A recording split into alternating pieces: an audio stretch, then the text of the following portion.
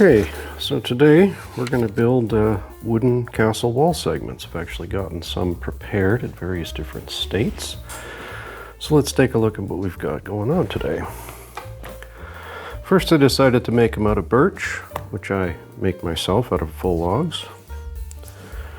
About a 1/4 inch thick, like this. So this is a prepared segment. We've got the bandsaw video coming up next. And this is our layout. So what we're going to do is, if you use your grid squares, 1, 2, and 3/4 inch high. So this is what we get when we get it all carved up. Now you're like, well, 1/4 inch is going to topple over. That's that part right there. Installed. How do you install it? Super glue. So to prep these various pieces, you want to get a flat piece of wood, and you need some angled blocks. So what I was trying to go for here is 1/2 inch long, 1/4 inch high, stones or bricks. You can finish it however you like, with a total width of 1 inch. When you set it on the line there, it doesn't much stick out an inch. So when you're using it on a gaming mat or wherever, you now have a 1 inch defined area that it's only going to be in. So another thing I built earlier on is an appropriate tower for this, and a little ladder that hooks onto the tower. I actually did 4 of these. The same basic wood. It's really simple. I just used my sanding block, sand them up nice and square, glue them together, and then once it was glued together, I did all the bricks on top. Now, how do you lay out your bricks really easy? There's 2 basic methods you can use for brick layout, which is your sliding adjustable square. This one has both millimeters and imperial measurements on it. So for 1/4 inch, you take it like this, and you would draw your line with your pencil by sliding it along. Or this little guy. This is a cabinet scribe. So you have this one's a shop fox. Solid brass, doesn't mar the surface of your cabinetry on that part. Slides in and out. So you do is you extend this guy. So you can see the end. You move it to where you want it, and you adjust it closed. Check it again. 1/4 inch. And then you run it along here. Now that's not how I did these. I'm going to move you here over to here with my audio equipment in the way. Basically what I did end up doing is, it's a little sticky there, little 2-sided tape. Note how the edge overlaps. Now, put it on here and you run it like that.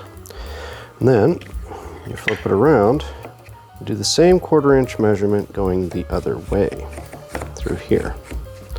So in the bandsaw, we cut these grooves out.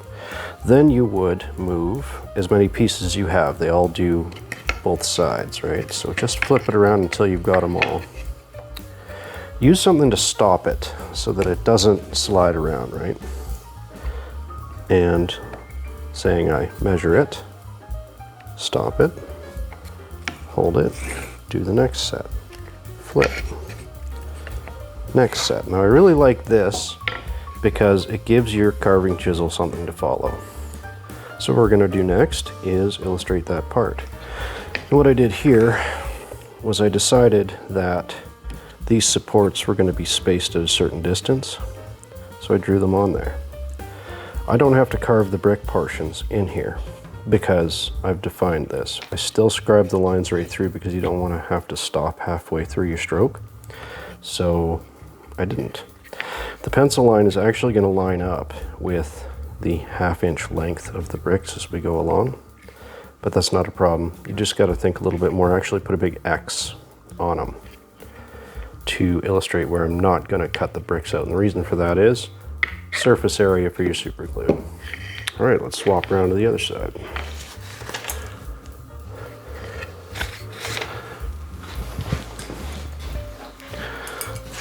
So over here we have a padded wood vise with pretty good lighting. I'm going to set that guy there like that, and we're going to pinch him in. Right? Pretty tough.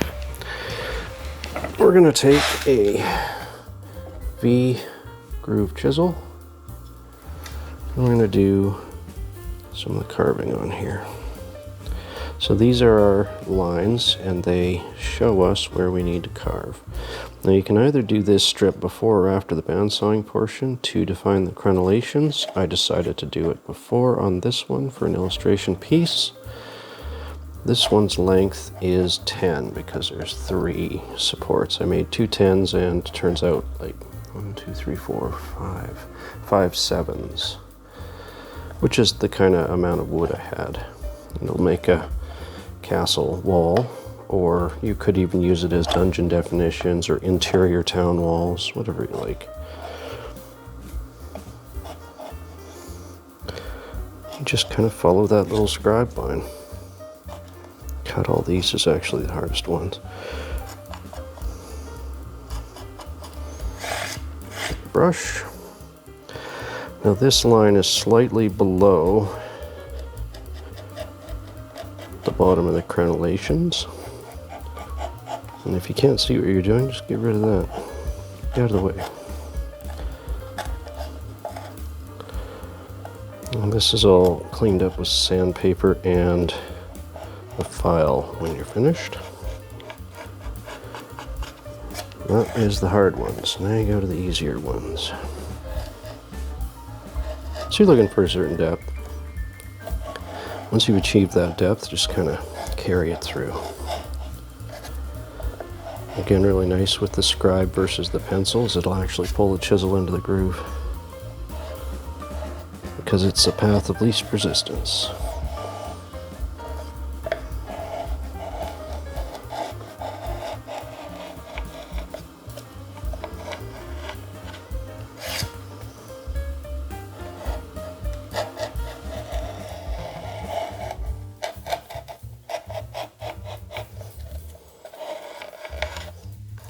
Could you use a saw for this? Yeah, you could.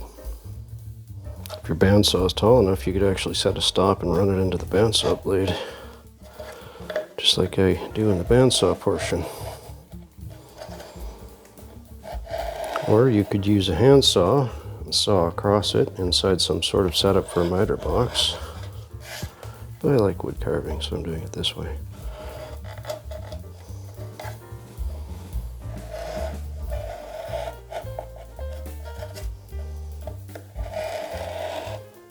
So I'm going to go ahead and speed this up now.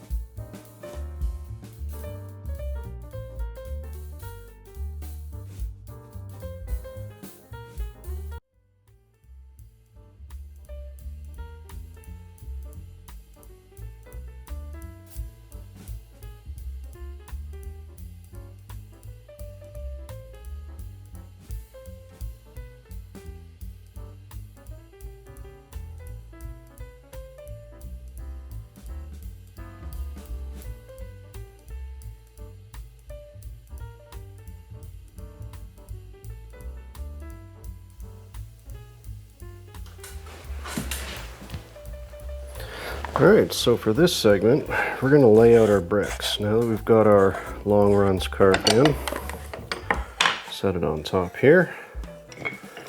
Need our standard metal ruler. So for evenness, we're going to do both sides on the layout at once. So here we have a 1/2 inch, 1 inch mark down the row. Pretty simple. Don't mark the second brick run yet because it only sends us into a state of confusion from the same corner. Remember where you started and work your way back from there. This ensures that the bricks are even on both sides.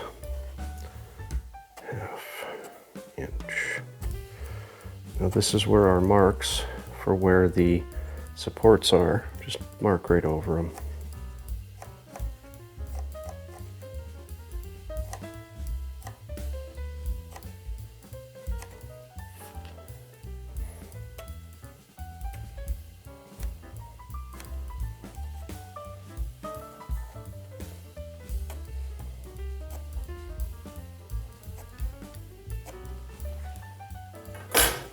And we need our slide adjustable square and our pencil.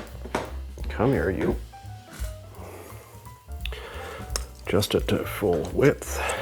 Now, holding it, right, you want to be able to draw from your mark this way. So what I do is I start wherever that's easiest. And the reason is you don't have to move your pencil around as much. So you do the full line on your mark, and then you continue with every second one because we're doing rows. See, that's a crenellation. You can ignore that mark. Oops, see, I just messed that up. Take your big gum eraser, get rid of it. There we go. And away we go. I do mark the top of the crenellation. I think it looks cool without breaking the bricks. I doubt they'd actually do that though. This is a bit more carving, so if you'd like to skip that part, probably would be a solid brick up there.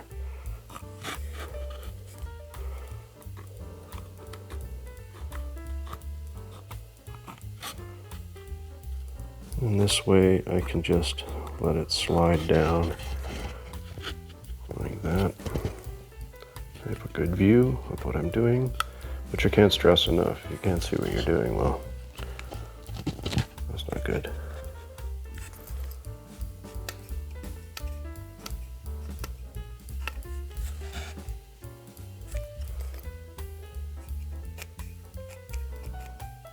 Watch how many times old Mikey can mess this up, right?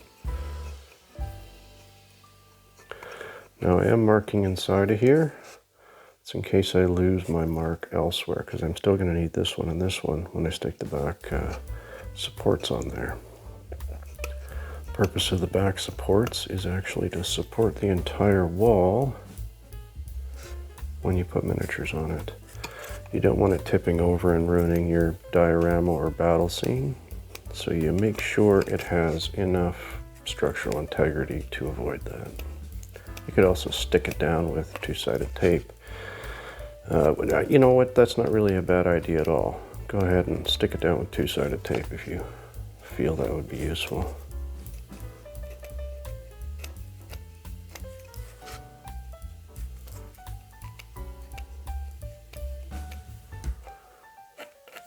Now coming up to this end, you want it to rest flat on here. So just like, give it up. Let's do it this way.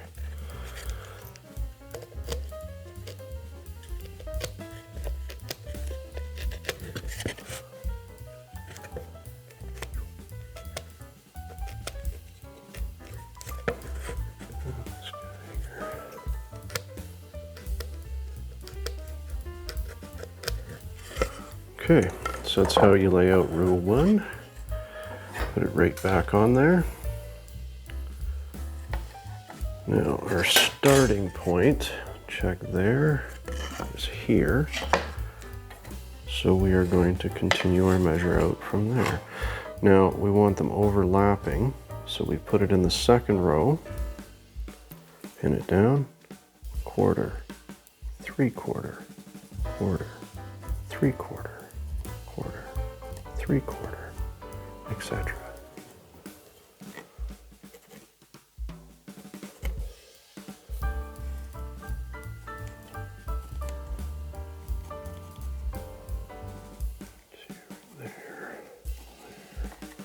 So it should look right as well, right? So this is a mark for our support. You can ignore that. It doesn't actually break the sequence.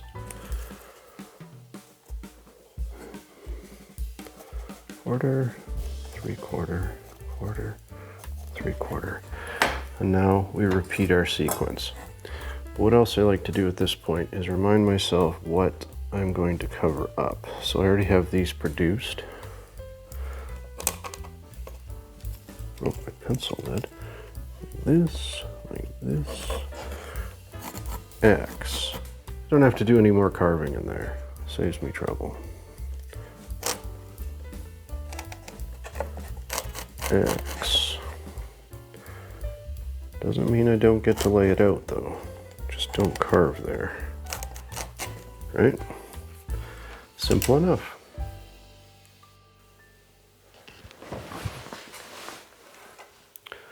All right, so let's carve this out. V-chisel.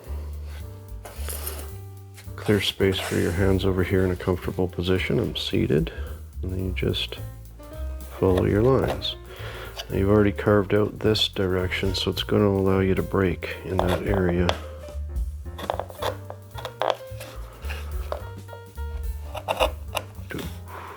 You just do every one that's valid.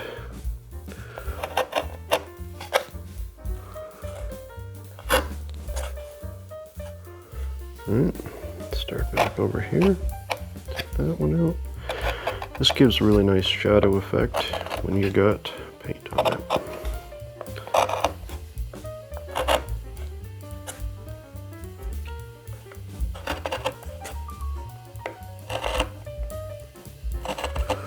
And just work it until I'm happy with the depth.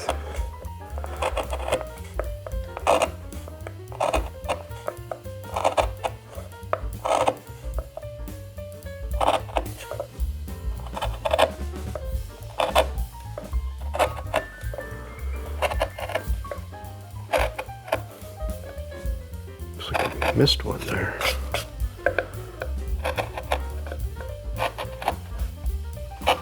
So as you can see, doing this out of wood can constitute a tremendous amount of effort. But with proper layout, it actually goes pretty quick because you only have the correct marks, line your chisel up, repeat the motion.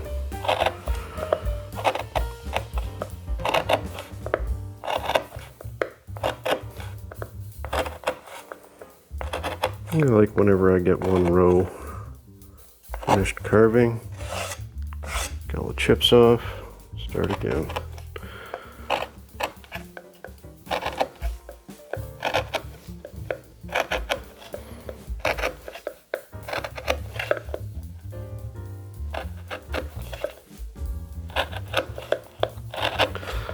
And technically, this is the back side of the wall, so you have to do obviously the exact same thing on the other side, except you don't have to worry about the spots where the supports go.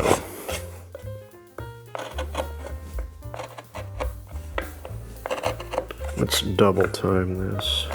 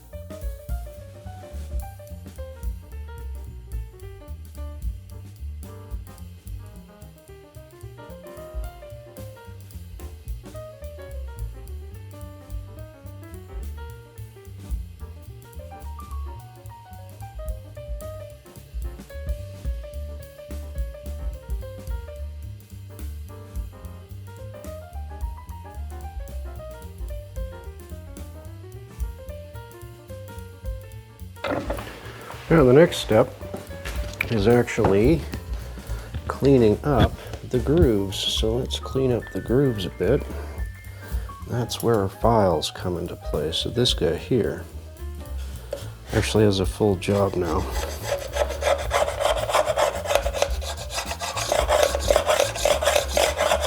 What are we doing? We're knocking off the little chips and we are sanding the side.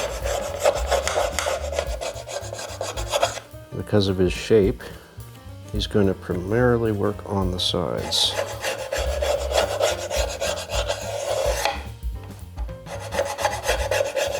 And the nose, being pointy like that, really helps clear it into the groove, keeps it in there.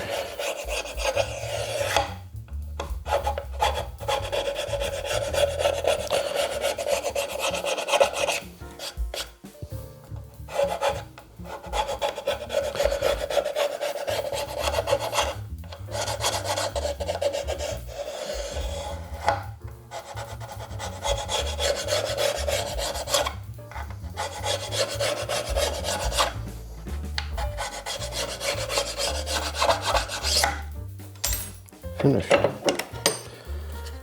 We still have to do the other side, obviously, but we don't actually have to right now. Oh, there goes my mic. Here, Mikey, with Mike's Mikey. Okay, just gonna take off this junk.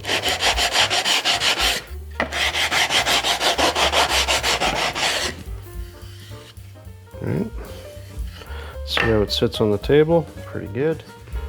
Over to the workshop it goes. Now we're going to lay out one of these. Now that guy actually needs 3, but we're going to do 1 right now. So set it so you have inch on,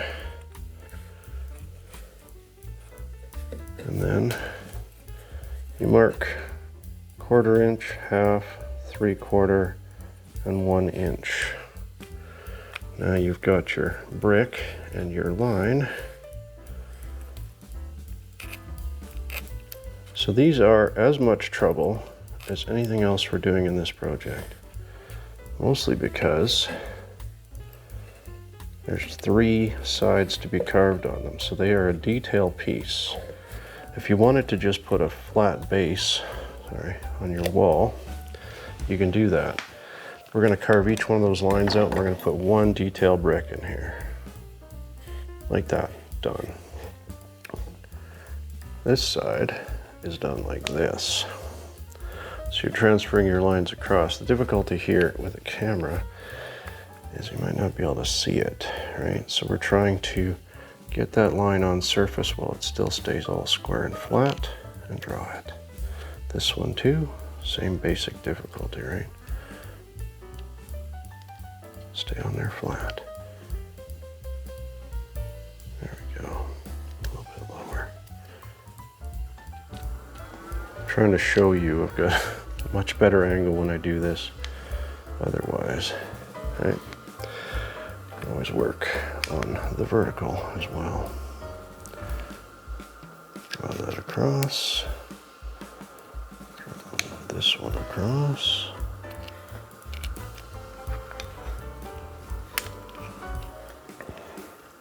So you always got to work where you can see, and flat. Slide it up to the next one, flat. Next one, flat. Next one, flat.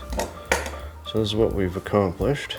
Put our detailed brick on there, just do freehand, and then we'll carve it out.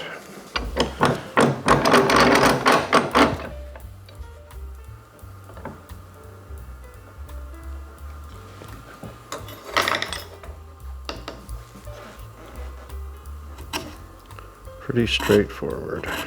Do this one, this one, this one, and this one. Then your detail brick.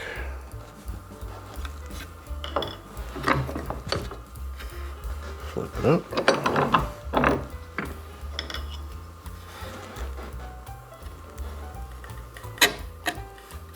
One. This is cross grain, so it's a little bit tougher.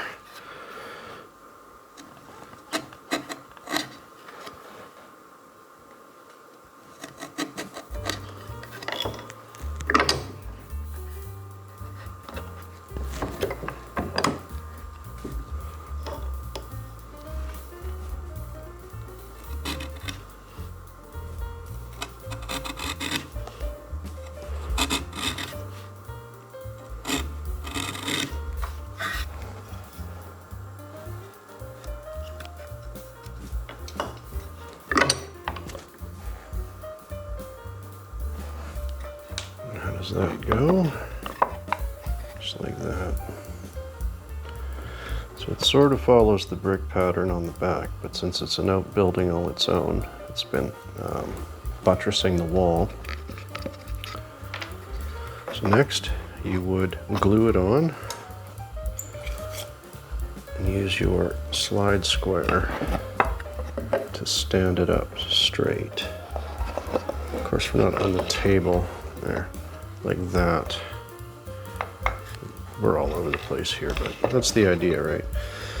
If it doesn't end up sitting square when you're finished, put it on your sander this way, sand it off until she sits, oops, on the table nice. So what we're actually gonna do is we're gonna put a platform giving a total of about an inch for the miniature to have its head just over the crenellations. And that's gonna be just strips of wood glued on there. I think I'll put little supports off of these buttresses. It'll make for a really interesting scene.